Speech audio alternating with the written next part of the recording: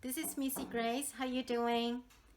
Today we're going to talk about, or a lot of people are actually arguing about or talking about, what is a true vegetarian. A true vegetarian is someone who eats all the plant-based food and leave anything who has a mother or has a face or eyes alone. Let's just talk about the levels of vegetarianism.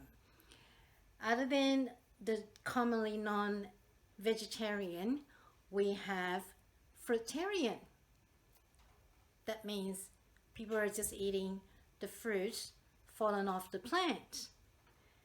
And vegan will be people that's eating the plant-based food, fruit, vegetables, nuts, seeds, and grains, but they won't eat any animal products. Also, the animal byproducts, such as eggs or dairy products. When people are mainly eating plant-based food, but from time to time will still eat meat, they're called flexitarian. And we also have vegetarian who are still eating dairy products and eggs. We call them lacto-ovo-vegetarian. If they're only choosing to eat plant-based food plus eggs, that is ovo-vegetarian. Or if they choose to have plant-based food plus some dairy products like cheese and cow's milk, we call them lacto-vegetarian.